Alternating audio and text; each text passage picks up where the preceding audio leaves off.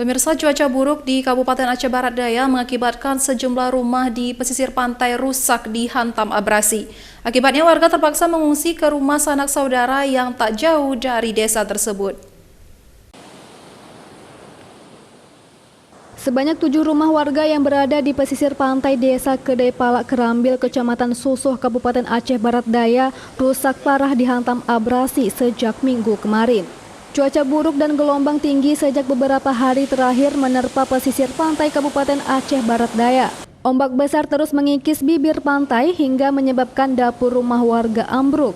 Guna menanggulanginya, warga memasang karung pasir di bibir pantai agar kerusakan tak meluas. Abrasi menjadi langganan tiap tahun di Abdia. Sejak 5 tahun terakhir, abrasi telah menjadi langganan tiap tahunnya bagi warga desa Kedai Palak Kerambil ini. Meski memprihatinkan, hingga kini belum ada penanganan serius dari pemerintah Aceh.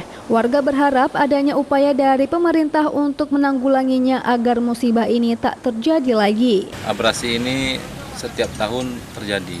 Kami berharap kepada pihak-pihak terkait, pemerintah, mohon dilihat dan tidak hanya sebatas janji atau program, tapi ayo sama-sama kita di sini untuk membantu masyarakat kita yang terdampak oleh abrasi laut.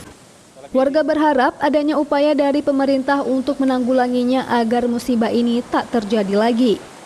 Selain desa Kedai Palak Kerambil, desa tetangga yakni desa Panjang Baru juga tergerus abrasi. Warga yang terdampak abrasi memilih mengungsi ke rumah sanak saudara guna lebih aman, mengingat cuaca buruk masih melanda pantai Aceh Barat Daya. Sementara Badan Penanggulangan Bencana Kabupaten setempat juga telah mendirikan sebuah tenda darurat serta dapur umum untuk warga yang terdampak bencana abrasi ini.